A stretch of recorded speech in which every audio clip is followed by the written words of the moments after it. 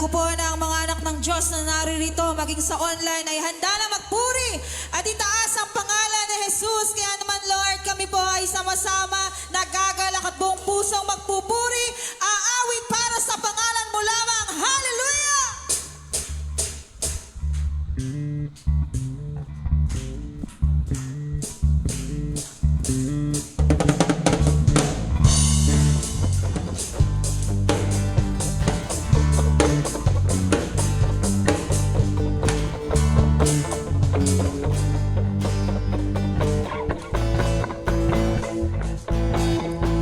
Mahal kita, Panginoon. Hallelujah, Lord. Mahal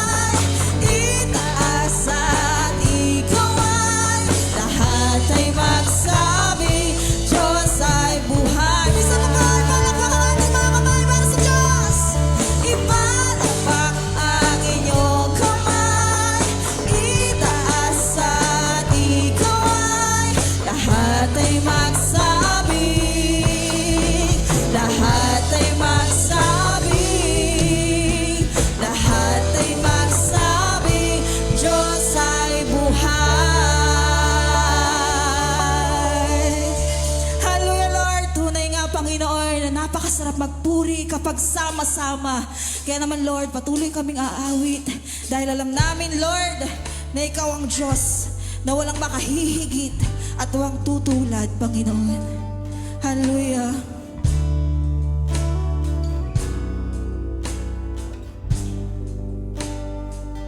So good.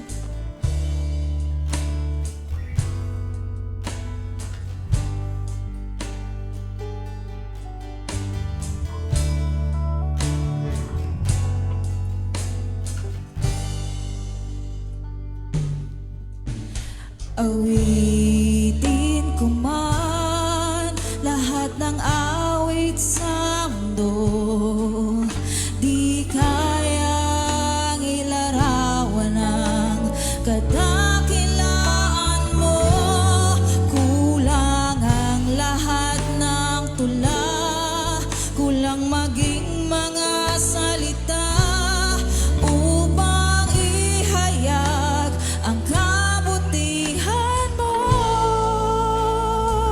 minsan pa po, awitin ko man lahat ng awit sa mundo, di kayang ilarawan ang kadakilaan mo.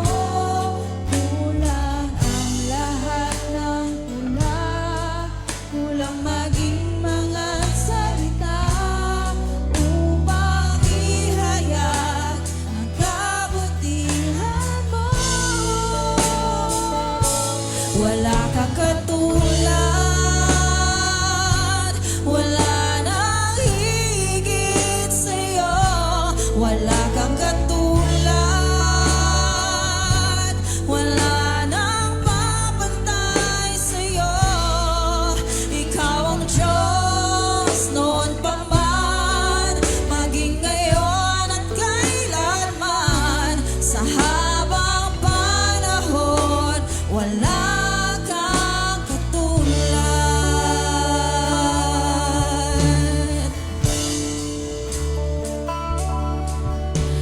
Awitin ko man lahat ng awit sa mundo, di kayang ilarawan ang kadakilaan mo. Kulang ang lahat ng tula, kulang maging mga salita upang ihayag ang kabutihan mo. Wala kang katulad, wala nang higit sa'yo. Wala kang katulad, wala nang papantay sa'yo. Ikaw ang Diyos noon pa man, maging ngayon at kailanman. Sa habang panahon, wala kang katulad. Wala kang katulad, wala kang katulad, wala nang higit sa'yo. Wala kang katulad, wala nang papantay sa'yo. Ikaw ang Diyos noon pa man, maging ngayon at kailanman. Sa habang panahon, sa habang panahon, sa habang panahon,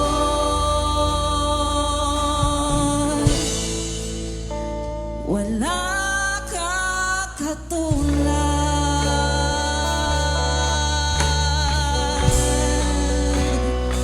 So God,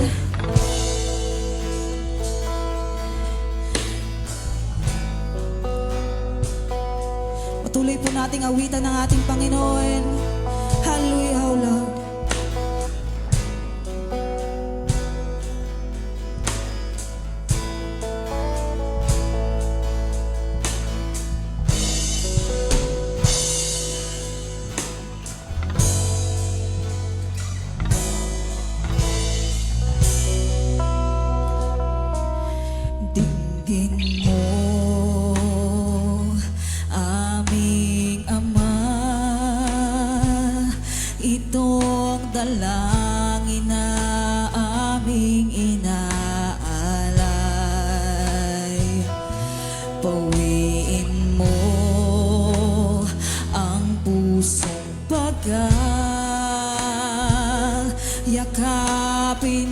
mo kami ng iyong pagmamahal.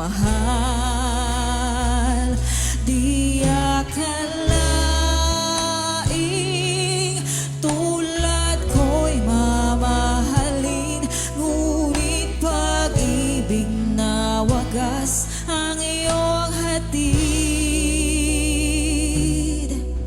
Hindi kami karapat-dapat, ngunit buhay mo ay iyong inalay. Sa kabila ng lahat, iyong tinanggap, tinawag mo kaming iyong anak.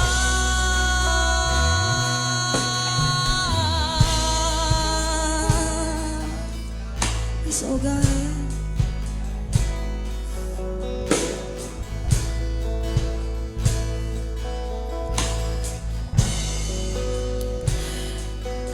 you're so good.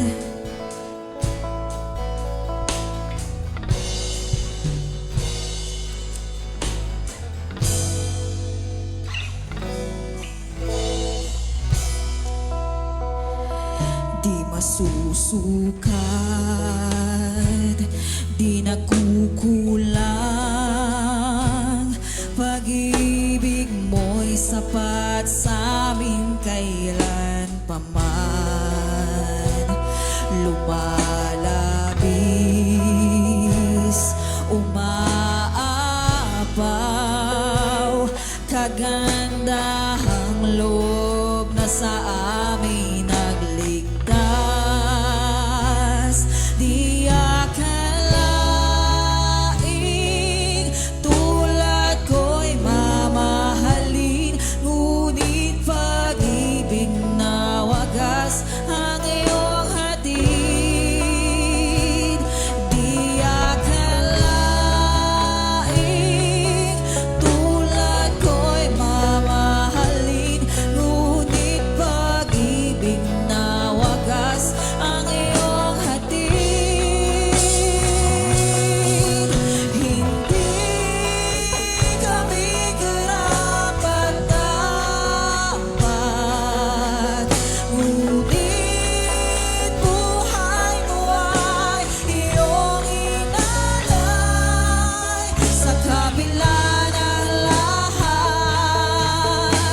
iyong tinanggap, tinawag mo kaming iyong anak. Hindi kami karapat-dapat, ngunit buhay mo ay iyong inalay. Sa kabila ng lahat, iyong tinanggap, tinawag mo kaming iyong anak.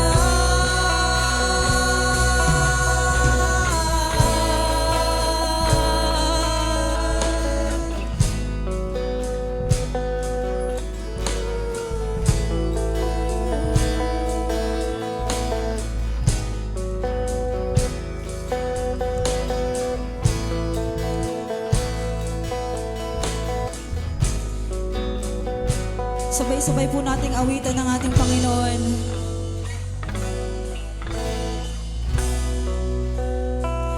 Di akalaing tulad ko'y mamahalin, ngunit pag-ibig na wagas ang iyong. Minsan pa po, di akalain. Di akalaing tulad ko'y mamahalin, ngunit pag-ibig na wagas ang iyong hatid. Hindi kami karapat-dapat, ngunit buhay mo ay iyong inalay.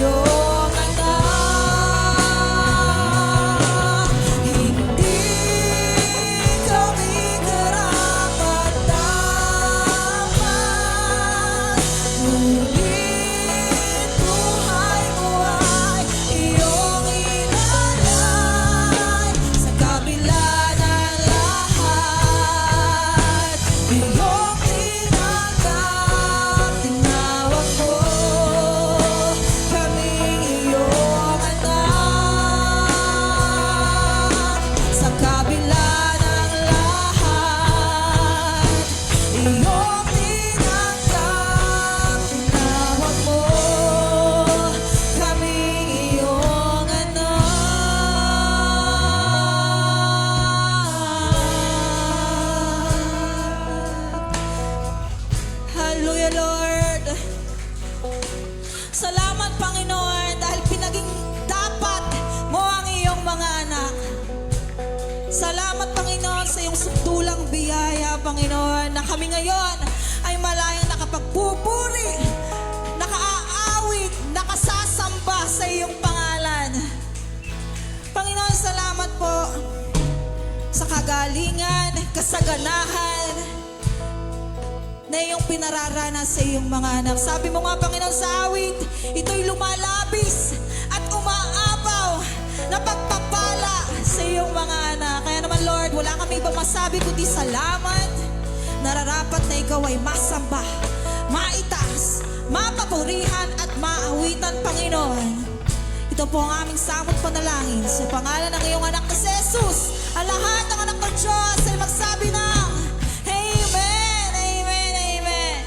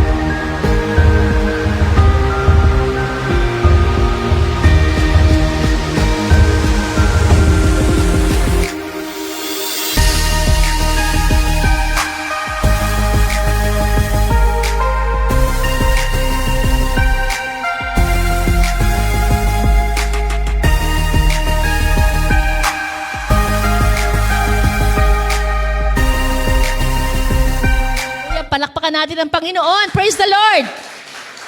Everybody shout, praise the Lord. Everybody shout, hallelujah.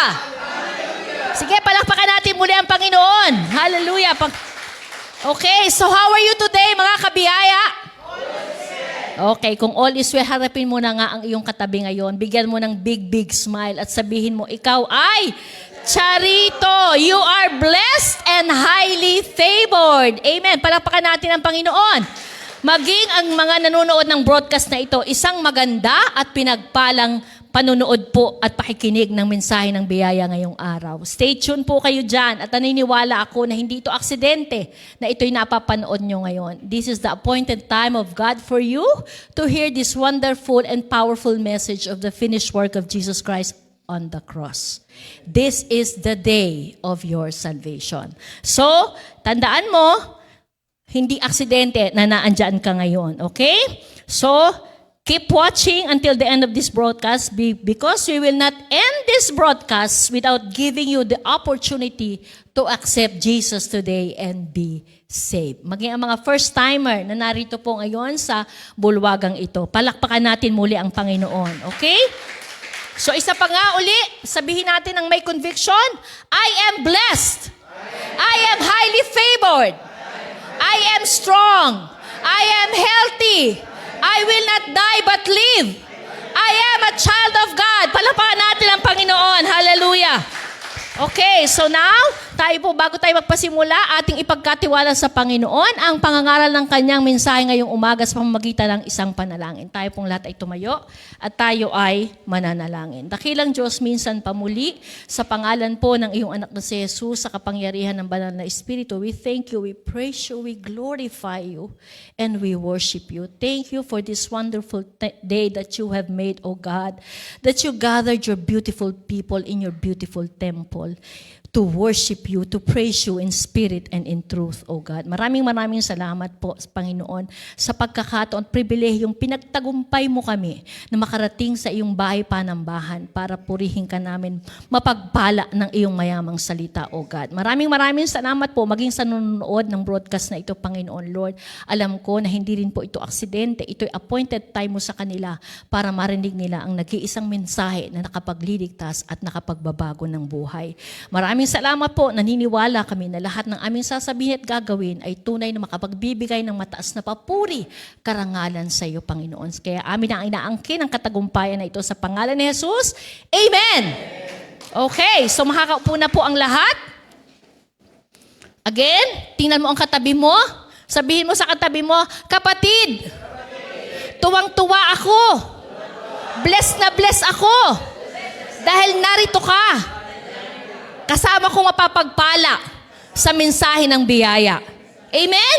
Palapakan natin ang Panginoon. So, again, we will continue our discussion about the Holy Spirit. Okay, nung nakaraang linggo, naglatag po tayo ng pundasyon. Nakaraang unang linggo. Last week, ano po, about the Holy Spirit.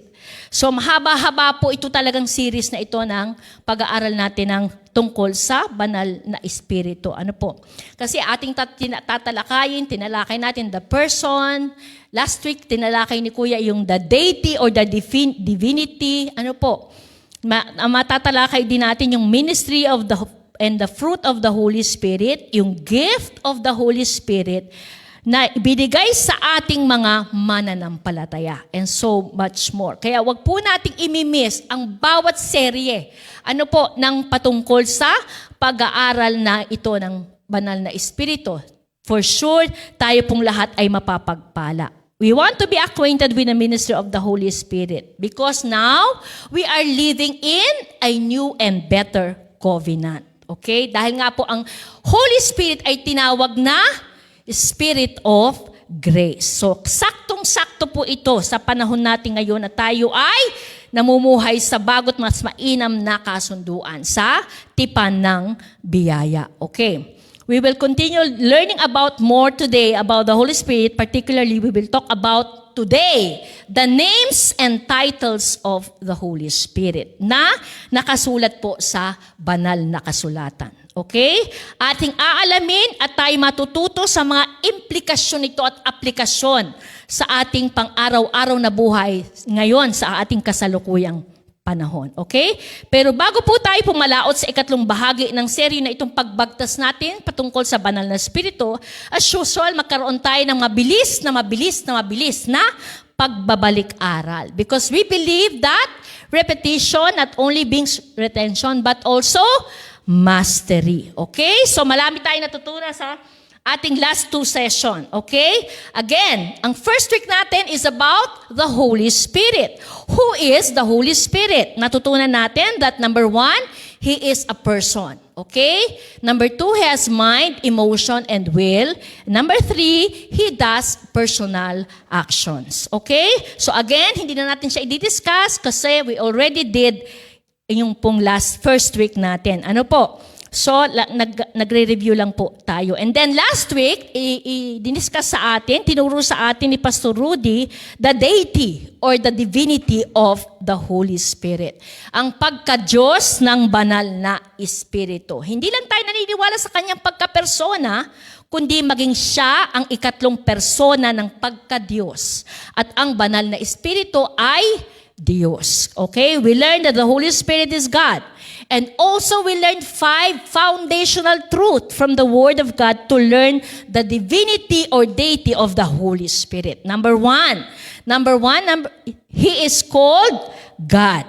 Number 2, sige nga sabay-sabay nating basahin. Number 2. Number 3. Number 4. And 5? Okay. Again, hindi na natin siya madidiscuss because Pastor Rudy did already last week. Siguro naman po may sariwa pa sa inyong alaala dahil iisang linggo pa ang nakakaraan. Amen po ba? So moving on, we will discuss and learn more about biblical studies about the Holy Spirit. Marami-rami po tayong i-discuss today because it is the names and titles of the Holy Spirit. The implications of these names and titles as well as the application for us today. Okay. Ano-ano nga ba yung mga pangalang ikinabit ng banal na kasulatan, na nakasulat sa banal na kasulatan sa banal na Espiritu. Okay? So, and take note, mga kapatid, His names and titles are so much related to what He is and what He does. Tandaan po natin yan. Mga pangalan na ikinapit sa banal na Espiritu ay naglalarawan kung sino siya at kung ano ang kanyang ginawa, ginagawa at gagawin pa. Sa kabuuan, particularly sa ating mga anak ng Diyos. Amen?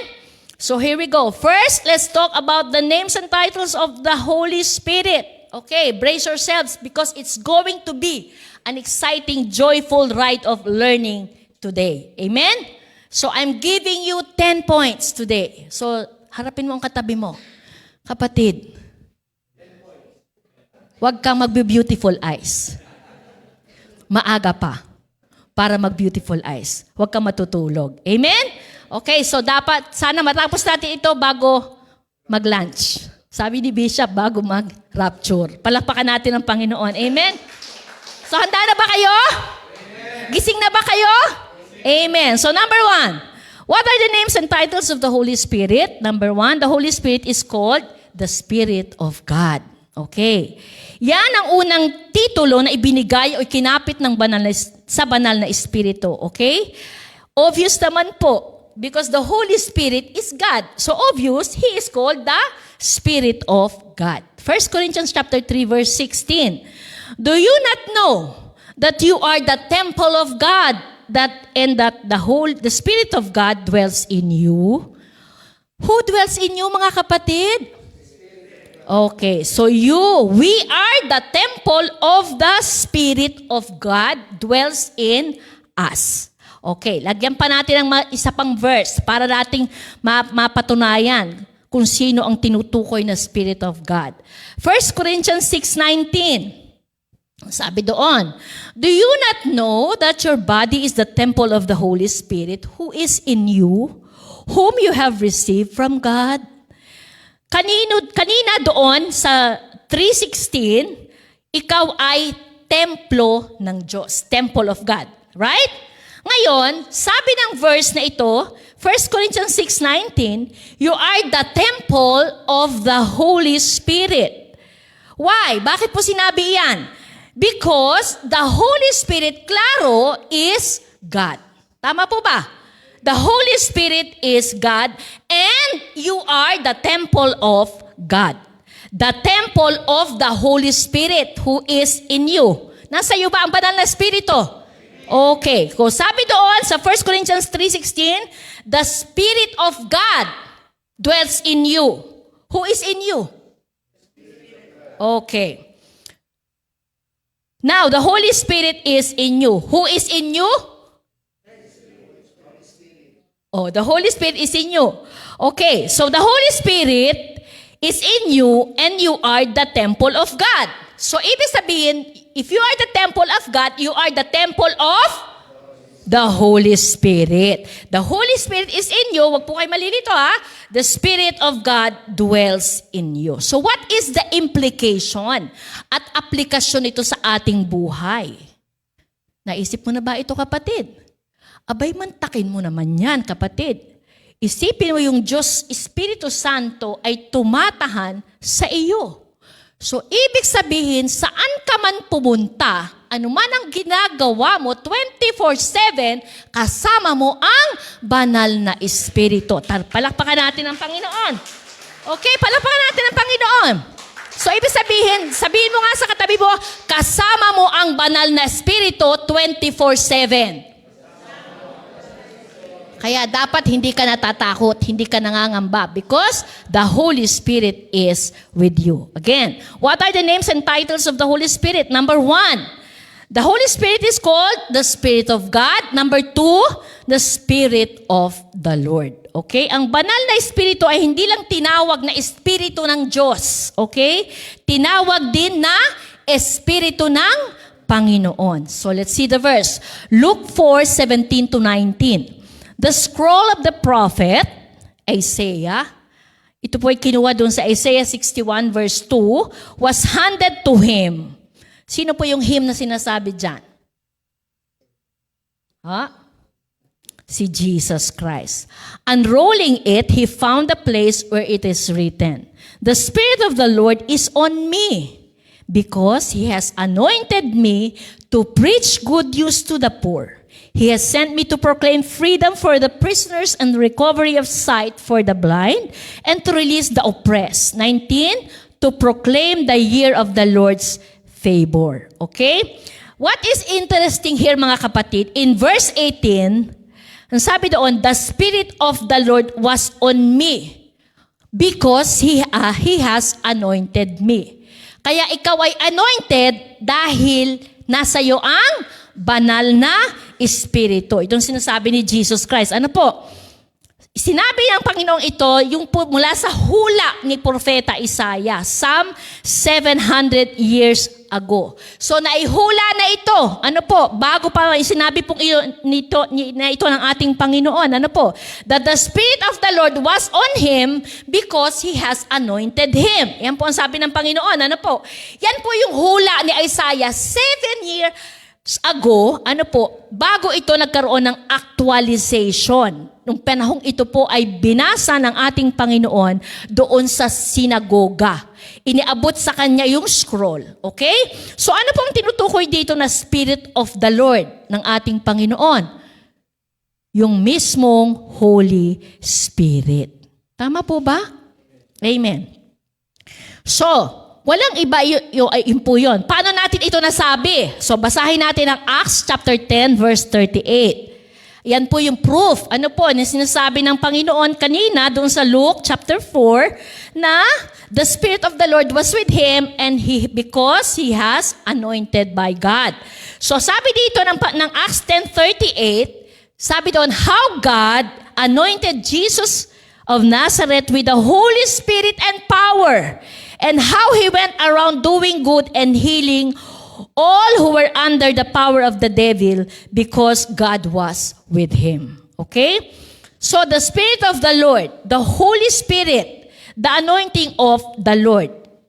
Ang tinutukoy po ng Panginoon na the Spirit of the Lord that is on Him is walang iba kundi ang... Bakit po ayaw niyong isabihin? Sabihin natin. Ano yun? Sino? Ang banal na Espiritu. Kasi kung matatandaan po natin, bago nagsimula ang ministry ng ating Panginoon, ano po ba ang nangyari muna sa Kanya? Ano po? Siya ay binautismohan ni Juan Bautista. Saan po? O sa Ilog Jordan. Okay? Then, after noon, ano nangyari? Then the Father spoke from heaven. Ano po? Nagsalita ang Diyos mula sa langit, affirming that this is His beloved Son in whom He is well pleased. Okay? Tama po ba? At ano nangyari po? After that, the Holy Spirit in the form of a dove descended on Him. Okay? Ayun ang tinawag na anointing of the Holy Spirit. Okay? Tandaan mo, hindi nagawa ni Jesus ang kanyang ministry bilang Diyos, kundi bilang tao.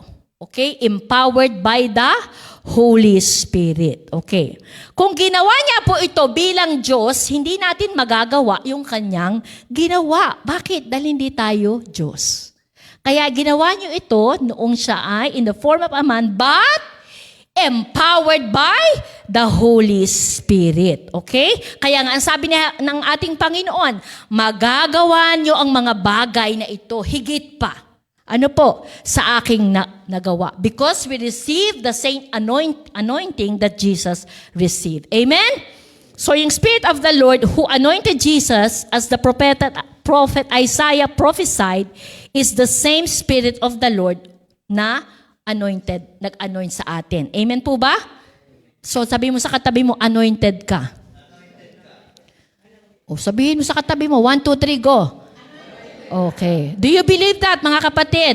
Ikaw ay anointed. Kaya yung ginagawa namin dito, mga pastor, magagawa nyo rin po na mangaral because you are anointed. Hindi po kayo dapat matakot. Ano po? Same spirit ang ating tinanggap mula sa ating Diyos. 2 Corinthians 1, 21 to 22. Now it is God who makes both us and you stand firm in Christ. Ayan po, napakalinaw.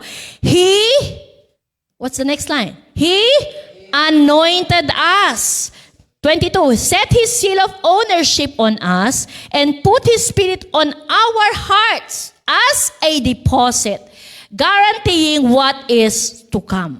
Okay? Napakalinaw. Malinaw pa sa sikat ng araw. Ano po? Ikaw ay anointed na. Hindi i-anoint pa lang. Hindi kasalukuyang ina-anoint. Kundi ang sabi ng verse, ikaw ay anointed. Past tense. Okay? So alam na natin, ang grammar na ginamit dyan sa Greek ay aorist tense. Meaning, it's a done deal. Once anointed, you are forever anointed. Amen? So let's continue. Verse 22. Though the anointing of the Holy Spirit guaranteeing what is to come. Okay? Ano sinasabi ng verse na ito? Nakikita nyo ba ang verse 22? Ano po? So ano sinasabi sa atin yan? Na anumang gagawin mo sa buhay na ito, ano po? Surely, not maybe, magtatagumpay ka. Palakpakan natin ng Panginoon. Because you are given power by God. So anumang endeavor ang gagawin mo ngayon sa buhay na ito, yan man ay negosyo, yan man ay pag-aasawa, pagpapamilya, o trabaho, okay? Pag-aaral, keep in mind, hindi ka dinisenyo ng Diyos para sa kabiguan. Dinisenyo ka ng Diyos para sa kanyang pagpapala at biyaya. Grace after grace after grace. Palakpakan natin ang Panginoon. Anong guarantee nito? Na sigurado magtatagumpay ka. Anumang endeavor ng buhay mo. Because, sabi ng verse, you are anointed. Amen? Sabihin mo ngayon sa katabi mo, nagbe-beautiful eyes na yata ang katabi mo ngayon. You are anointed. Okay. So, palakpakan natin ng Panginoon. Amen. Sabihin mo sa sarili mo ngayon, I am anointed. Because the Spirit of the Lord is upon me. Do you believe? Amen. Dapat araw-araw sabihin mo ito, I am anointed. I am anointed. Because we have the Spirit of the Lord. Amen. Okay, let's continue. What are the names and titles of the Holy Spirit? Number 1, the Holy Spirit is called the Spirit of God. Number 2, the Spirit of the Lord. Number 3, the Spirit of Christ. Okay, bakit po siya tinawag na Spirit of Christ? Okay? Yung iba ayaw na itong pag-isipan. Ano po? Nang maigi. Okay? Gusto nila i-simplify na lang o i-shortcut na lang. O ilagay ba ang Diyos sa isang box? Ano po? Limitahan ang Diyos. Okay? Pag-aaralan ang Diyos, gagamitin nila yung kanilang limitadong kaisipan. Okay? At sasabihin, tingnan mo pareho. Holy Spirit is Christ and Christ is the Holy Spirit. Okay? Hindi po. That's a big no. Dahil iba po ang Holy Spirit. Again, iba ang Holy Spirit. Hindi siya ang Panginoon. Hindi siya si Jesus. Hindi siya ang Ama. Okay? Dahil iba po ang Holy Spirit. Iba si Jesus Christ. Hindi po si Jesus ang banal na Espiritu at hindi ang Holy Spirit si Kristo. Okay? Napag-aralan na natin po yan. Ano po? Nung ating first week. Okay? That the Holy Spirit is what? Another helper. What is the Greek word for another again? Sino po ang nakakatanda? Alos. Ano ibig sabihin nga uli ng alos? Another of the same kind. Amen. So, hindi po pwedeng sabihin na another kung siya ring iyon. Tama po ba? So, siya'y another of the same kind. Okay? Hindi po gawa lang po yan ng iba. Yung iba nga po, yun ang sinasabi ko kanina, na gusto lang nilang isimplify ang pagbabasa ng Bible. They are trying to take out the mystery. Yun po yung gustong alisin ng iba eh. Isi-simplify na lang ang Biblia. Pag nawala na yung mystery, wala na, mga kapatid. Ano po? So kaya gusto na lang nila ilagay ang Diyos sa isang kahon o kaya i-examine na parang sa isang microscope at pag-aralan. Ano po, hindi po natin pwedeng magagawa yan. Ano po, hindi natin pwedeng magawa yan. Bakit? Because God is much, much bigger than us. Tama po ba? Okay. So napakaraming bagay po ang patungkol sa Diyos na hindi kayang maunawaan nitong limited peanut brain na ito. Okay? So, anong gagawin lang natin, mga mananampalataya? We just accept it by faith. Kung ano ang sinasabi ng Biblia. Hindi lang siya Spirit of God, hindi lang siya Spirit of the Lord, but also, He called the Spirit of Christ. Romans 8:9. But you are not in the flesh, but in the Spirit. If indeed the Spirit of God, which is the Holy Spirit, dwells in you, now, if anyone does not have the Spirit of Christ, he is not His. Okay? Sa first line, the Spirit of God referring, saan po nagre-refer? The Holy Spirit. But you are not in the flesh, but in the Spirit. Yan po yung nagre-represent saan? Sa Holy Spirit. Now, tingnan natin yung second line. The Spirit of Christ. Okay? Sa second line, sinabi doon, the Spirit of Christ. So, bakit tinawag ang Holy Spirit na Spirit of Christ? Kung inyo pong natatandaan yung ating first week na ating pinag-aralan. Because He is similar to Christ. Natatandaan niyo po yon? Yes. So, mababasa po natin yan sa John chapter 14 to 16. 14:16. Ano po? Pinaliwanag sa atin ng Panginoon, yun nga po, alos, Holy Spirit is another of the same kind. Amen. Tama po ba? So kaya tinawag siyang the Spirit of Christ because the Holy Spirit is similar to Christ. Palakpakan natin ng Panginoon. Hallelujah. Okay.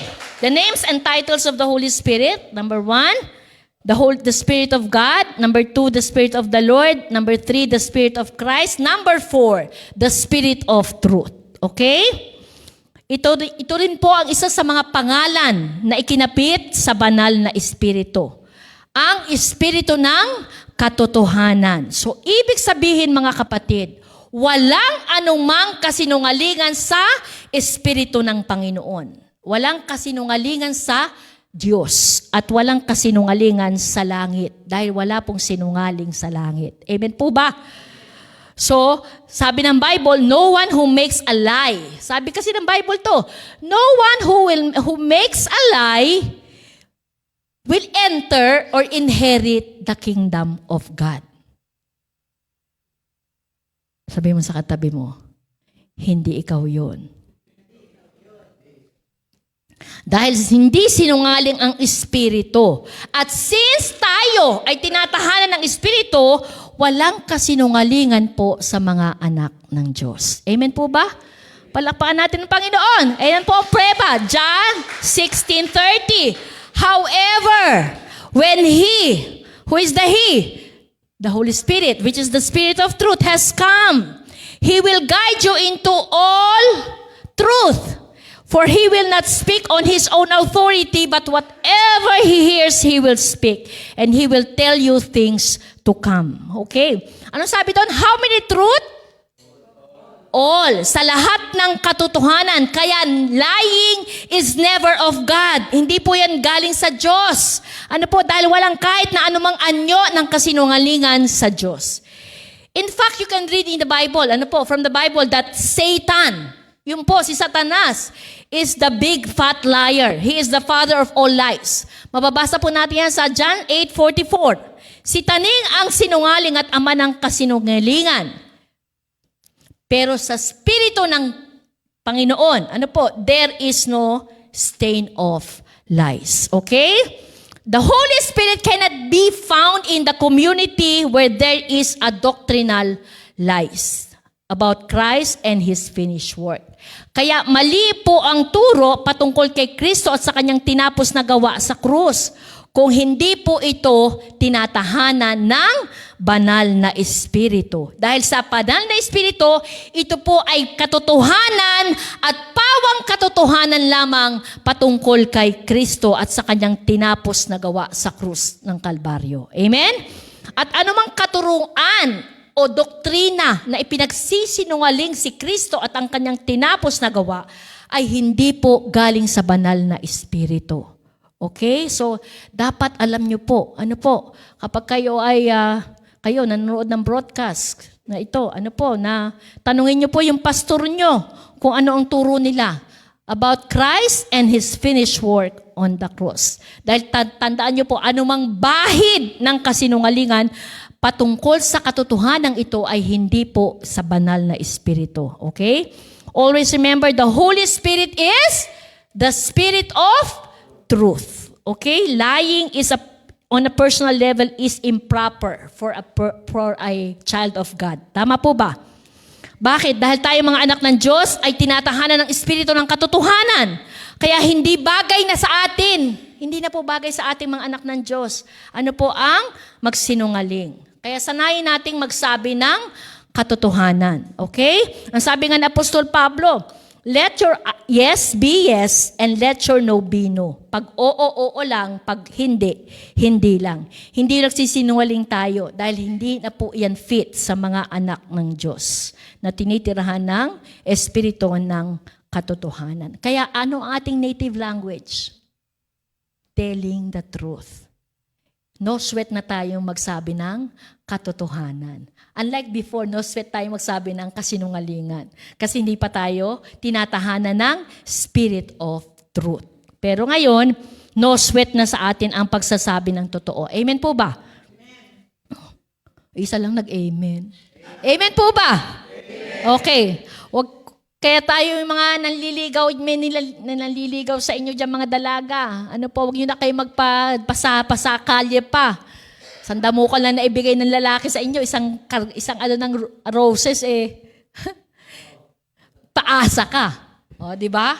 Yung pala, ibabasted mo rin. So, magsabi ka na antimano ng katotohanan, first hand pa lang. Amen? Para hindi po tayo mabansagan na hindi mga anak ng Diyos. Amen? Mga anak tayo ng Diyos, kaya dapat lagi tayo nagsasabi ng katotohanan. Napakalinaw po sinabi niya ng Colossians chapter 3 verse 9. Do not lie to each other, since you have taken off your old self with its practices. Okay? Bakit daw hindi tayo magsisinungaling sa bawat isa? Look at the verse. Because we have taken off our old self. Hinubad na natin ang ating lumang pagkatao.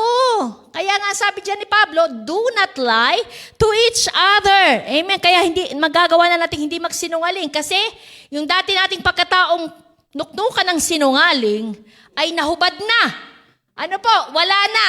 Ngayon tayo ay prone na sa pagsasabi ng katotohanan. Okay? So, as I said, ang hindi pagsisinungaling ay natural na lang sa'yo. Okay? Ito na ang native mong lingwahe. Hindi ka na pinapawisan ng malagkit kapag nagsasabi ka ng totoo. Bakit? Bakit nasabi doon? Dahil, sabi ng verse, hinubad mo na ang iyong dating pagkatao. Ikaw ay bago na kay Kristo. Sabi mo sa katabi mo, bago ka na. Dahil ikaw ay na kay Kristo. Palakpakan mo ang Panginoon. Hallelujah! So ito ay napakalinaw na implication. Na ikaw ay tinatahanan ng banal na espiritu. Okay? Which is tinawag na Spirit of Truth. Ang sabi ni Apostol Pablo, Romans 9, verse 1, I speak the truth in Christ. I am not lying. My conscience confirms it with the Holy Spirit, which is the Spirit of Truth. Okay? Why is the Holy Spirit? Because the Holy Spirit is the Spirit of Truth. Ang sabi doon, my conscience confirms it in the Holy Spirit. Why in the Holy Spirit? Because the Holy Spirit is the Spirit of Truth. Okay, kailangang alam mo na ikaw ngayon ay tinatahanan ng Espiritu ng katotohanan. Okay? Kaya dapat lagi sa totoo lang. Ano po, makakatingin tayo straight to the eyes. Ano po? At sasabihin mo ang totoo, the whole truth and nothing but the truth.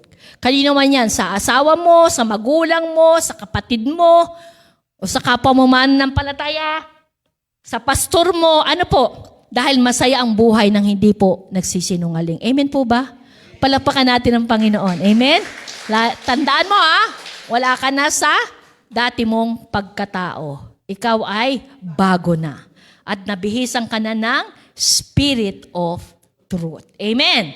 Okay, so what are the names and titles of the Holy Spirit? The Holy Spirit is called, number 1 again, the Spirit of God, the Spirit of the Lord, the Spirit of Christ, the Spirit of Truth. Number 5, the Spirit of Grace. Okay? Hebrews 10:29. How much more severely do you think a man deserves to be punished who has trampled the Son of God underfoot, who has treated as unholy thing the blood of the covenant that sanctified him, and who has insulted the Spirit of grace? Okay? The Spirit of grace referring to the Holy Spirit. So, tinatahanan tayo ng banal na Espiritu na tinatawag ding Espiritu ng biyaya. Okay? Tayong mga tinatahanan ng Espiritu ng biyaya ay nagbibigay sa atin ng enable us to be more gracious, forgiving. Ano po? Hindi na tayo nag-i-strive magpatawad. Hindi na tayo hirap magpatawad. Okay? No sweat na sa atin ang pagpapatawad because we have the Spirit of grace. Amen? Okay. So, yun po yun. So, anong implikasyon nito sa ating buhay? Hindi na tayo nagiging mapanghusga. Tama po ba? Kundi nagiging tayo, mas maunawain na tayo at mas gracious and forgiving. Okay? Bakit? Dahil ang Espiritu ng biyaya ay nakatira na sa iyo. Okay. Natural na natural sa iyo ang maging gracious, forgiving. O, di ba? Parang di kayo naniniwala. Okay? Sa lahat ng mga taong nakasakit sa iyo, ang dali na lang, hindi ka na nagtatanim ng sama ng loob.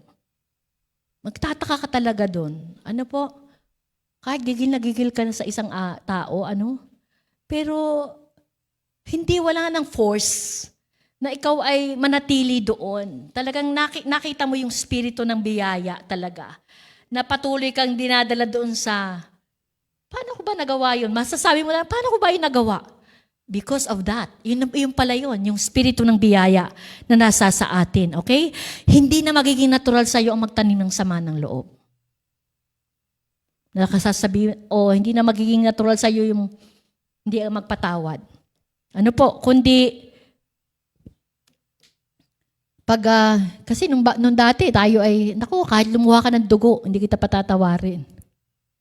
Di ba, ganyan tayo dati? Mga taong ganyan pa rin, pero wala kasi sa kanila yung spirito ng biyaya. Di ba? Pero, noon, mapapatawad lang natin ang tao kapag sinabi natin, sige, pagka lumuha ka na ng dugo, siguro, pwede pa kitang patawarin. Okay? Kahit nakikita mo nang talagang sising-sisi na yung tao hindi, basta antayin kita lumuha ng dugo, saka lang kita mapapatawad. Okay? Hindi na po bagay yan sa mga tinatahanan ng Espiritu ng biyaya. Tama po ba? Kasi pag tayo nasa Espiritu na ng biyaya, para tayong marshmallow sa lambot. Ang dali na nating magpatawad. Okay? Why? Bakit po? Because tunay nating nauunawaan kung paano tayo pinatawad ng Diyos. Amen po ba? Ang laki-laki ng pinatawad sa atin ng Panginoon. Pag ma-imagine mo ito, nag-sink in ito, ipinander mo ito sa isip mo, paano ka pinatawad ng Diyos? Ay wala kang dahilan para hindi ka rin magpatawad. Amen? Palakpakan natin ang Panginoon. Diba yung kwento sa Biblia, yung alipin, na pinatawad ng kanyang amo, pero yung may utang sa kanya, hindi niya pinatawad. Pinakulong pa nga niya di ba? So, pinanagot niya yon. Okay? So, tandaan natin, grace is not only receive what you don't deserve, but also give what people don't deserve. Tama po ba? Okay, kaya anong implikasyon dito sa ating buhay? Again, kung nasa iyo ang espiritu ng grasya, you become more gracious, more forgiving. Ano po? Not judgmental. Kaya wala nang anumang condemnation. Huwag tayong maghusga. Kasi sinabi ng Panginoon, no more condemnation for those who are in Christ Jesus. Kaya kung tayo ay hindi nahuhusgahan, anong karapatan nating humusga? Amen? Hayaan natin ang biyaya ng Diyos ang kumilos dahil wala namang imposible at hindi kayang baguhin ng Diyos. Amen? Palakpakan natin muli ang Panginoon. Okay? To continue tayo. What are the names and titles of the Holy Spirit? The Holy Spirit is called, number 1, the Spirit of God. 2, the Spirit of the Lord, the Spirit of Christ. 4, the Spirit of truth. Number 5, the Spirit of grace. Number 6, the Spirit of life. Okay? Number 6 na po tayo. Halfway na po tayo mga kapatid. Hindi lang siya Spirit of God, Spirit of the Lord, Spirit of truth, grace, but also the Spirit of life. Romans 8:2. For the law of the Spirit of life in Christ Jesus has made me free from where? From sin and death. Okay? Ano ang tinutukoy ni Apostol Pablo in the law of sin and death? Okay?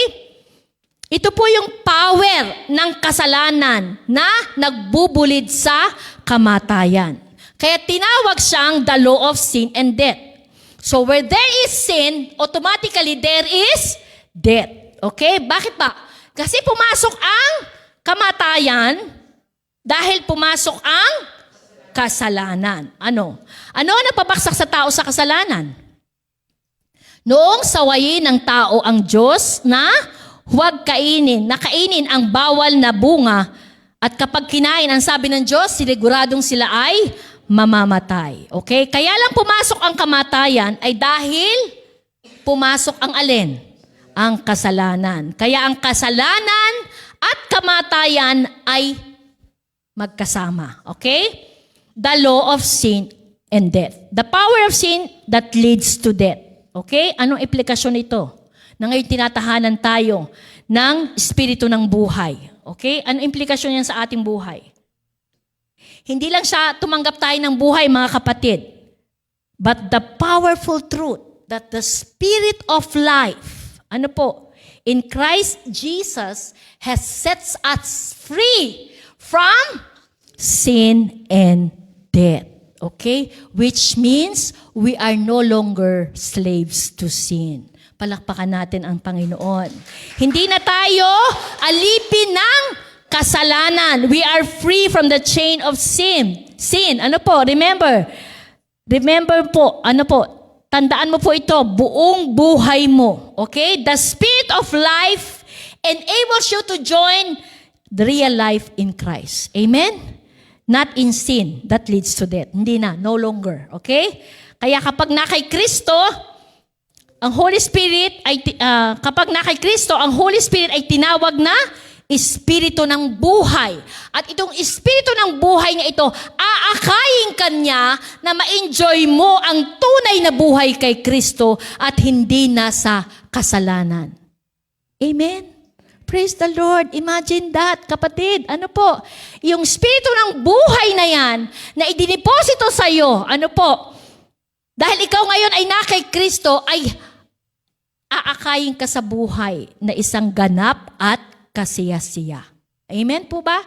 Hindi na sa buhay na alipin ng kasalanan. Okay. Hindi naman po talaga natin maikakaila na talagang there is fun in sin. Tama po ba? Dahil kung wala po iyang fun, hindi po yan magiging tukso sa kahit na kanino. Pero yung fun and joy na ibinibigay ng kasalanan ay ano po? Temporary. At ano ang dala nito? Disgrasya po ito na walang hanggan. Amen po ba? Kaya natatandaan niyo po yung kwento ng Samaritanang babae na nakatagpuan ng ating Panginoon doon sa balon ni Jacob. Mababasa natin po yan sa John chapter 4. Ano po? Nung sinabi ng Panginoon doon sa babae, ang sino mang uminom ng tubig mula sa balong ito ay mauuhaw at mauuhaw.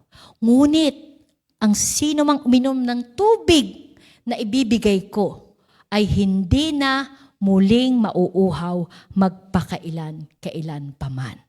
Ibig sabihin, kapatid, ang tunay na fulfillment o satisfaction ng buhay ay nakanino? na kay Kristo. Kaya nga ang espiritu ng buhay sa mga katuwid bagay ang banal na espiritu, inaakay tayo na i-enjoy ito sa araw-araw ng ating buhay. Kaya enjoy mo, kapatid. Lumalangoy ka sa rumaragasang pagpapala ng Diyos sa iyo. Amen? Because nasa iyo ang espiritu ng buhay. Ang sabi ng iba, mag-aasawa na ako para ako'y sumaya. Pero marami pong nag-asawa na hindi naman sumaya. Okay? In fact, lalong nawala ang saya. Amen po ba? Bakit? Kasi ang dulot kasi ng tao talaga ay pansamantala. Diba? Ano man na nasa dito sa mundong ito, tao man yan, bagay man yan, ang dulot niyan ay lahat ay pansamantala. Kaya nga po sabi ni Jesus, ang sino mang uminom ng tubig na ibibigay ko ay hindi na mauuhaw magpakailan pa man. Ang sino mang kumain ng tinapay na ito ay hindi na magugutom magpakailan pa man. Kaya nga po ang tunay na kasayahan, ang kasapatan ay matatagpuan lang kanino? Okay, siya lang at siya lang ang tunay na kasayahan. Kaya lagi nating sinasabi, with the Lord there is fullness of joy. Palakpakan natin ang Panginoon. At when you begin to realize that you are in Christ, and that you are being indwelled by the Spirit of life, you have life inside. Meron ka ng buhay sa loob, hindi ka na kailangan maghanap ng buhay sa labas. Because true life is in you, mga kapatid. Nasa iyo ang totoong buhay that can satisfy you forever. Amen? So hindi ka na kailangan humanap pa ng buhay sa labas. Yung iba, pag hindi makatulog, anong hinahanap? Night life. Amen. Kaya pagkagat ng dilim, sabi nila, this is life. Doon pala nagsisimula ang buhay. Okay? Dahil ang gusto nila talaga, night life. Pero napatanayan na po, kahit magdamag ka pa sa inuman, kahit magdamag ka pa sa sugalan, night clubbing, sa barkada, hindi ka naging masaya kahit kailan. Walang sumaya ng totoong saya. Dahil talagang ang tunay na saya ay kapag natagpuan ng isang tao si Kristo sa kanya bilang kanyang Panginoon at tagapagligtas. Amen? Dahil si Kristo ang tunay na buhay. Nasa Kanya at sa Kanya lang ang buhay. Sabi nga niya, John 14:6, I am the way, the truth, and the life. Not one of the many lives, but the life. Hezoe. Yung sinabi doon, Hezoe, I have come that you might have life and have it in full. Kung dito natin matatagpuan sa mundong ito, hindi na siya pupunta rito. At sasabihin na, I have come that you might have life and have it in full. Ano sinasabi ng Panginoon sa atin? Sa Kanya lang makukuha ang kapuspusan at kapunuan ng buhay. Amen? The Spirit of life enabled us to enjoy this life given to us by our Lord Jesus Christ. Palakpakan natin ang Panginoon. Okay? Number 7. Okay, the spirit of wisdom and revelation.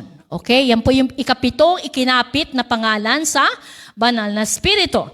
Ephesians chapter 1 verse 17. I keep asking that the God of our Lord Jesus Christ, the glorious Father, may give you the spirit of wisdom and revelation so that you may know Him better. Okay, what is the purpose? Why it has given to us? Anong sabi ng verse? So that way you may know Him. Who is Him? Christ Jesus. Okay, better. Okay? Isa sa gawain ng Espiritu Santo, ang revelasyon at karunungan ay ang ipakilala sa atin si Jesus Christ. Amen? Yan po isang gawain. Kaya po kinapit sa Kanya yung Spirit of wisdom and revelation. Ano po? The Holy Spirit gives us the wisdom and revelation so that you may know Jesus Christ and His finished work more and better. Amen? Yan po yung ginagawa sa atin ng Holy Spirit. Kaya ni-encourage ko po kayo, Appreciate the Holy Spirit in your life. Dahil sa pamamagitan po ng wisdom and revelation, we can understand more in terms of quantity and quality. Better.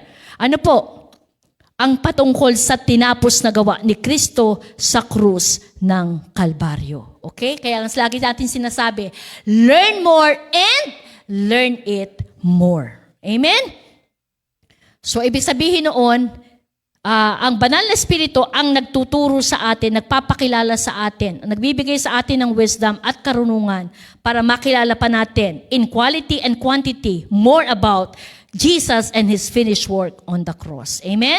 So, number 8, the spirit of adoption. Okay? The Holy Spirit is called the spirit of adoption. Okay? Sa salin po ng NIV, tinawag itong spirit of sonship. Romans 8:15-16. For you did not receive a spirit of bondage again to fear, but you received the spirit of adoption, by whom we cry out, Abba, Father. The Spirit Himself bears witness with our spirit that we are children of God. Okay. Kaya po tinawag siyang spirit of adoption or sonship because the Holy Spirit assures us of our sonship being children of God. Sabihin mo sa katabi mo, anak ka ng Diyos. Walang duda. Okay? Kaya 100% anak ka ng Diyos. Okay? Yun po yung trabaho ng banal na Espiritu, giving us an assurance by testifying to our spirit, telling us this powerful truth that we are children of God. For how long? For how long? Okay. So, hindi na po yan mababago at mawawala. You are a child of God forever. Yan, sabihin mo ulit sa katabi mo. Anak ka ng Diyos forever. Okay. So, hindi na yan mababago kahit na anumang mangyari. Ano po? So, naniniwala tayo doon. Remember, it only happened to those who... Okay. Naniniwala ka ba, kapatid? Amen. Naniniwala kang anak ka ng Diyos? Amen. Amen. Hallelujah. Kapag nagkakaroon ng isang natural na anak, walang choice ang nanay o tatay to accept him. Tama po ba? Pero kapag ampon, ang nag-aampon may choice. Tama po ba? Merong choice, di ba? Kapag nag-aampon, siyempre, ikaw ang pipili ng aampunin mo. Pero pagka natural, ikaw, ano man yan, andyan na yan. Anak mo yan. Whether you accept it or not, anak mo yan. Kasi natural mo yang anak. Amen? Pero iba po pag adoption eh. Pag adoption, you can make a choice. Di po ba? Ikaw ang pipili. Okay, whether you adopt a child or not. O, di ba? So, isipin mo to, iponder mo to sa isip mo. Ang Diyos, nagdesisyong ampunin ka para mapabilang sa kanyang pamilya. So ano pong implikasyon nito sa ating buhay, mga kapatid? Kung ikaw ay pinili ng Diyos para ampunin, what is the implication of this into our life? Hindi ka na itatakwil ng Diyos. You are forever His child. Amen po ba? Because naging anak ka niya by His own choice. Tama. Palakpakan mo ang sarili mo ngayon. Amen. You are a child of God. We are children of God forever and ever. Okay? Isipin mo, even though that God sees your worst and best before, still, pinili ng Diyos ikaw para maging anak ka niya. Diba? Kahit nakita na ng Diyos yung ating worst and even the worst of us. Even the best of us. Still, God chose you to be His child. Okay? Bakit? Bakit kaya? Dahil yung espiritu ng adoption ay same spirit ng espiritu ng sukdulang biyaya na nagmahal sa'yo, yumakap sa'yo, at ginawa kang anak sa kabila ng iyong karumihan. Amen? Hindi dahil sa nagawa mo, kundi dahil sa ginawa ng Panginoon sa krus ng Kalbaryo. Ibinigay niya sa atin ang sukdulang biyaya. Kaya ikaw ay nariyan ang espiritu ng adoption. Ikaw ay inampong anak ng Diyos. Palakpakan natin ang Panginoon. Hallelujah. Grabe. Grabe ito, kapatid. Kaya napakasarap para talagang malaman mo yung the third God of that Godhead. Ano po, napakalaman at sagana po ng ng ating natututunan patungkol sa Holy Spirit. Kaya dapat hindi natin talaga imamagnify natin hindi lang yung Father and Son, but also the Holy Spirit. Ano po? So the Holy Spirit is also called number 9 na tayo. Ano po? The Spirit of Holiness. Okay? The Holy Spirit is also called the Spirit of Holiness. Bakit po? Obvious naman. Because, bakit? Bakit tinawag siyang Spirit of Holiness? Okay. Because Holy Spirit is Spirit of Holiness. Tinawag siyang Spirit of Holiness. Because holy nga holy. Okay, Holy Spirit. Romans 1:4 says, and declared the Son of God with power according to the Spirit of holiness by the resurrection from the dead. Okay? So ano again ang implikasyon ng Holy Spirit na tinawag na Spirito ng Kabanalan? Okay? The implication, the Holy Spirit who is holy and is called the Spirit of holiness ay nasayo at nakatira sayo. Okay, come to think of it. How can a Holy Spirit who is the Spirit of holiness lives inside you unless you are what? Holy. Pag-isipan natin itong maigi, ano po? Paano titira ang banal na Espiritu at ang Espiritu ng kabanalan kung hindi ka banal? Banal ka ba? Amen. Okay? Therefore, ang Espiritu ng kabanalan ay naninirahan sa iyo. Yung banal na Espiritu ay naninirahan sa iyo dahil ikaw ay banal. Pero minsan hindi mo nakikita ang banal ka. At hindi mo mapaniwala ang banal ka. Pag humarap ka sa salamin, papatanong ka, iyan ba ang banal? Okay. Dahil saan tayo nakafocus? Doon sa ginawa mo, sa ginagawa mo. Amen po ba? Kaya napapasabi ka ng, ito ba ang banal? Okay? Kaya nagkakaroon ka ng pagdududa. Okay? Dadagdagan pa yung nasasabihin ng asawa mo, ng kapatid mo, ng biyenan mo, o di ba? Ng kaibigan mo, nakaw, lalo ka nang magdududa. Okay? So, tandaan mo ito, kapatid, hindi ka pwedeng tirahan ng banal na espiritu unless ikaw ay banal. Okay? Kaya nga tinawag siyang espiritu ng kabanalan. Okay? The mere fact that the Holy Spirit lives inside you, for you are holy and you are made holy. Totoo po ito. Ginawa ka ng banal. Kaya huwag mo nang i-judge ang sarili mo. Yan ba ang banal? Ano po? Kasi binanal ka na ng Diyos. Amen? Napakaganda po ng Ephesians 4:24. And to put on a new self. O yan created to be like God in what? In true righteousness and holiness. Malinaw pa sa sikat ng araw. So hindi base sa ginagawa mo, kundi base sa ikaw ay na kay Kristo. Amen? You are created to be like God in true righteousness and holiness. Because Jesus is in you. And Jesus is our holiness. 1 Corinthians 1:30. He is our redemption, He is our righteousness, and He is our holiness. Naging banal tayo sa harapan ng Diyos dahil lamang kay Kristo. Period. Amen? Tandaan, hindi po yung nagbabase sa pakiramdam mo. Kung ngayon, pakiramdam mo, hindi ka banal. Okay? Hindi po. O sa nakikita mo. O nakikita mo sa iyong katawan. Hindi po. Dahil ang katawan mo po ay hindi tinatahanan ng banal na espiritu. Alin ang tinatahanan ng banal na espiritu? Ang ating espiritu. Yun ang binanal. Ano po?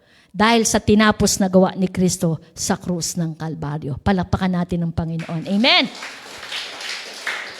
So Hebrews 10:14 says, because by one sacrifice, one sacrifice. He has made perfect forever those who are being made holy. Napakalinaw pa sa sikat ng araw. How many sacrifice, mga kapatid? Sabi ng verse? By one sacrifice. One and only sacrifice. It is important to take note the word perfect. Sa Greek po, ang tawag dyan ay teleo. Yan po ay nasa perfect tense. Ano ibig sabihin pag sinabing perfect tense? Completed action with an ongoing result. Anong result? You are perfect. Okay? Continue reading. Those who are being made holy. Ang holy dyan, sa Greek ay hagiaso. Yan po ay ang grammar na ginamit ay present tense. Ibig sabihin, right now, ikaw ay banal. Bakit?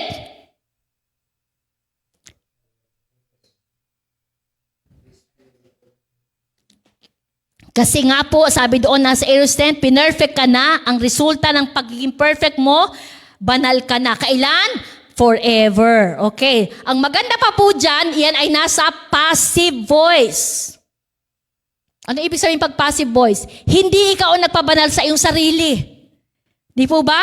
Hindi ka naging banal dahil nag-prayer and fasting ka. Okay? Nag-feeding ka. Naghayo ka. Okay? Nagsuot ka ng mahabang damit. O kaya ay ano man ang ginawa mo na mabuti o gagawin. Hindi ka naging banal dahil sa mga yan. Kundi, bakit ka naging banal? Dahil sa sabi ng verse, sa once and for all sacrifice of Jesus Christ on the cross. Okay?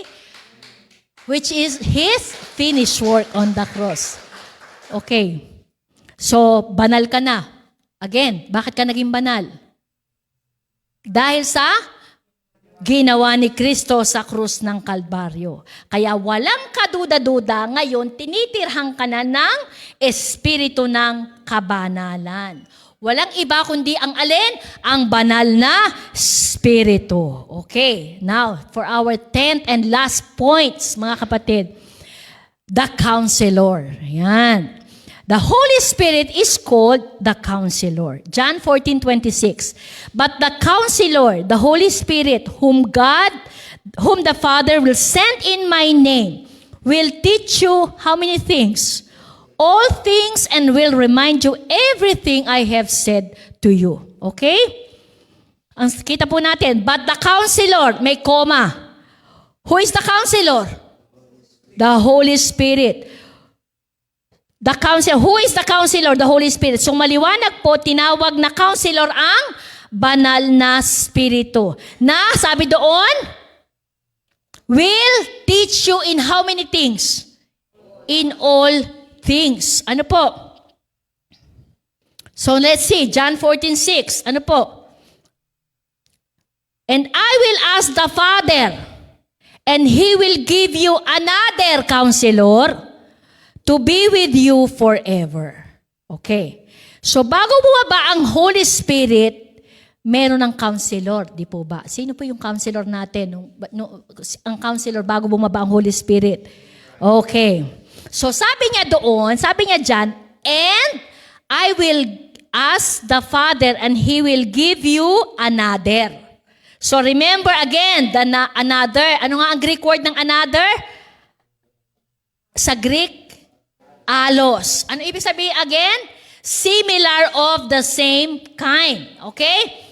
I will give another Counselor, sabi ni Jesus Christ, to be with you for how long?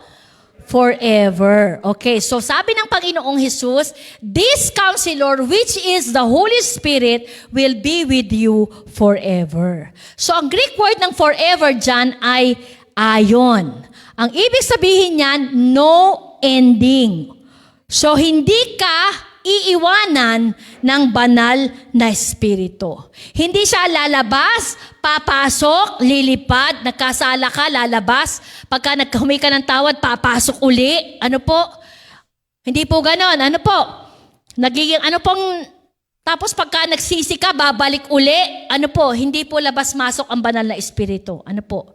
Ang nangyayari pag ganyan po, nagiging anime. Animation po o cartoons ang banal na espiritu. Abay, labas at labas-pasok. Ligtas ka ngayon, mamaya hindi na kasi nakagawa ka ng kasalanan. Di ba? Okay, sinulat ang pangalan mo, binura. Sinulat, binura. Nung nagsisi ka, sinulat uli. Noong nagkasala ka, binura uli. Nako, punit-punit na ang akalat ng buhay niyan, mga kapatid. Ano po? Hindi po ganyan ang Holy Spirit. Okay? Kapag pumasok ang Holy Spirit sa'yo, wala na po siyang, hindi na po lalabas. Wala na pong labasan. Amen po ba? So, ang counselor po yan sa Greek ay parakletos. Ang ibig sabihin niyan ay helper, counselor, advocate. Okay? Ito po ay galing sa two Greek word na para. Ang ibig sabihin ay beside, alongside, kletos, to call or to summon. Someone beside you, you can always call or summon. 24/7. Okay? Yan po ang ginagawa ng counselor sa atin. Amen. So, ibig sabihin, may kaibigan kang abogado. Tama po ba? May magtatanggol sa'yo 24/7. Okay? Ang Holy Spirit ay ang attorney. Laging nasa tabi mo. Hindi ka iiwanan. Anong gagawin ng Holy Spirit sa'yo? Iko-comfort ka. Iga-guide ka. Tutulungan ka. Ika-counsel ka. Pagpapayuhan ka. Aaluin ka. Lahat na. Ano po? Kaya yun po yun. Baka hindi mo alam. You have the Holy Spirit inside you every single day. Minuto, segundo ng buhay mo. Hindi ka iiwan forever. Amen? Diba ang sabi ng Panginoon, I will never leave you nor forsake you. So He is with you. Not to condemn you, but to counsel you. Okay? Maniwala ka sa tinapos na gawa ni Kristo sa krus ng Kalbaryo. Sapat lahat ang pangangailangan natin sa buhay na ito. Okay? Amen po ba? So let's see them again. Palakpakan natin ng Panginoon. Hallelujah. So sabay-sabay nating basahin. The names and titles of the Holy Spirit. Number 1, the Spirit is called one. Number 2, number 3, number 4, number 5, 6, 7, number 8, and number 10, parang muntik na kayo magkasabay-sabay, ano? Hallelujah. Mga kabayaya, maaari nating maisip, ano po, now that we know all of this, okay? Naintindihan natin ang napaka-powerful truth na ito na ating nalaman ngayon. Eh bukas ikaw ay pupunta sa office, magtatrabaho ka, magninegosyo ka, o papasok ka sa school, maglalaba ka kaya, o pag ikaw nasa bahay, maglalaba ka, maglilinis ka. What in the world that this truth can do to you, to us tomorrow? Both you and me, ano po? Maging kayo po nanonood ng broadcast na ito, ano po? So just ponder this in your mind and in your heart, okay? This amazing, beautiful part. The Holy Spirit lives inside you. And the Holy Spirit abides with you forever. And He has made you His temple. Yan po yung ating pagbulay-bulayan, paglabas natin ng bahay panambahang ito. Ang sabi doon, again, 1 Corinthians 6:19, do you not know that your body is the temple of the Holy Spirit, who is in you, whom you have received from God? Who is in you? Okay. So, paano mo ngayon i-apply ang 10 katotohanan ito sa iyong buhay? Bukas, pagpunta mo sa school, sa negosyo mo. So, ano man ang gagawin mo bukas? So, let's do the life application. Number 1, yan lang po. Gagawin natin yan. Sasabihin lang natin, I have the Spirit of God. Sige, sabay-sabay natin. At iponder po natin ito sa ating isip, sa ating puso. At ito po yung ating take out ngayon paglabas natin ng simbahang ito. Number 1, I have the Spirit of God.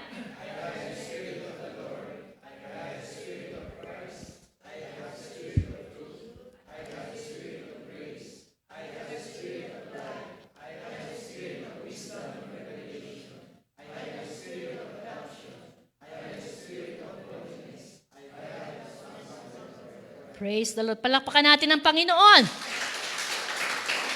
For how long? Forever. Sago mo nga, forever. Amen. Palakpakan natin ang Panginoon. Hallelujah. And our big idea, in Christ, I am united with the Holy Spirit forever. Hallelujah. Palakpakan natin ang Panginoon. Okay, palakpakan natin. Are we blessed, mga kapatid? Okay, so tayo lahat ay tumayo at ngayon, maging kayo nanonood ng broadcast na ito. Again, this is not an accident. It's appointed time of God for you to hear this wonderful, powerful message of the finished work of Jesus Christ. And you can have Holy Spirit in you if you accept Jesus today as your personal Lord and Savior. And I can lead you to this prayer. Mga kapatid, samahan natin ang mga bago nating kapatid na nanonood sa online at maging narito ngayon na first time nakadalo ng ganitong gawain sa isang panalangin ng pagtanggap, pagkilala sa Panginoong Hesukristo bilang Panginoon at tagapagligtas. Tayo pong lahat. Panginoong Jesus, maraming salamat po sa iyong ginawa sa krus ng Kalbaryo.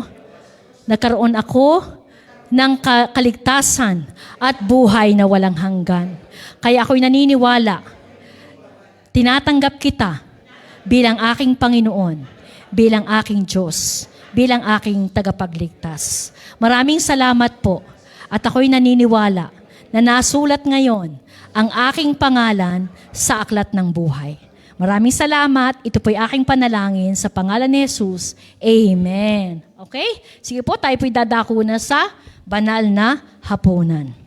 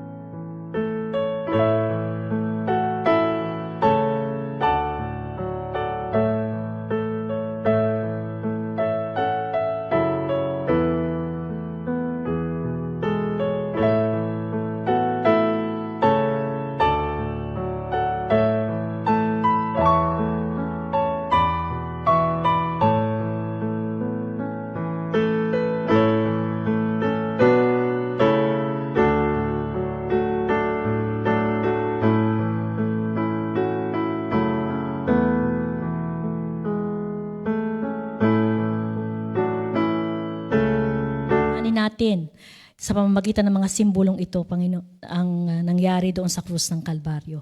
Itaas po natin ang tinapay. Sapagkat ito ang turo na tinanggap ko mula sa Panginoon at binigay ko naman sa inyo ng gabing siya ipagkanulo ang Panginoong Jesus ay dumampot ng tinapay. Nagpasalamat at pinagpira-piraso yun at sinabi, ito ang aking katawan na inihahandog para sa inyo. Gawin niyo ito bilang pag-alala sa akin. Tanggapin po natin ng sabay-sabay.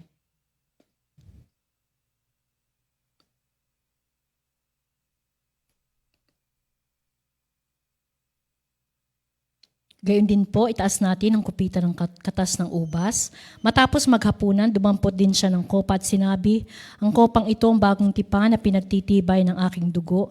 Tuwing iinumin niyo ito, gawin niyo ito bilang pag-alala sa akin. Sapagkat tuwing kakain kayo ng tinapay niya ito at iinom sa kopang ito, pinapahayag niyo ang kamatayan ng Panginoon hanggang sa kanyang muling pagparito. Tanggapin po natin ang sabay-sabay. Patuloy po tayo magpasalamat sa Panginoon sa pamamagitan ng panalangin ito. Sabay-sabay po tayo. Dakilang Diyos, salamat po sa iyong sukdulang pag-ibig na ibinigay mo po sa amin ang iyong buktong na anak na si Jesus para mamatay sa krus alang-alang sa amin. Panginoong Jesus, maraming salamat po sa iyong banal na dugo na nabubo doon sa krus ng Kalbaryo. Nang dahil po dito, ako'y nagkaroon ng kapatawaran sa lahat ng aking kasalanan. Gayon din po, Panginoong Jesus, maraming salamat po sa iyong katawan na nabugbugat na sugatan. Nang dahil po dito, ako'y nagkaroon ng kagalingan sa lahat ng uri ng sakit at karamdaman. Kaya naman aking pinaniniwalaan at ngayon aking sinasabi, ako'y magaling na. Ako'y walang sakit, ako'y malakas, malusog, at mabubuhay ng mahaba. Ako ay pinagpala, pinaburan, at may buhay na walang hanggan. Maraming salamat din po, Banal na Espiritu, sa iyong kapahayagan sa mensahe ng sukdulang biyaya. Ito po ang aming panalangin sa pangalan ni Jesus. Amen! Hallelujah! Palakpakan natin muli ang Panginoon. So again, what is our big idea? In Christ, I am united with the Holy Spirit forever. Hallelujah. So again, till next week, don't miss the continued series of the Holy Spirit. This is Pastora just saying, stay safe, stay blessed, stay connected. In Christ, always remember, in Christ, you are Charito!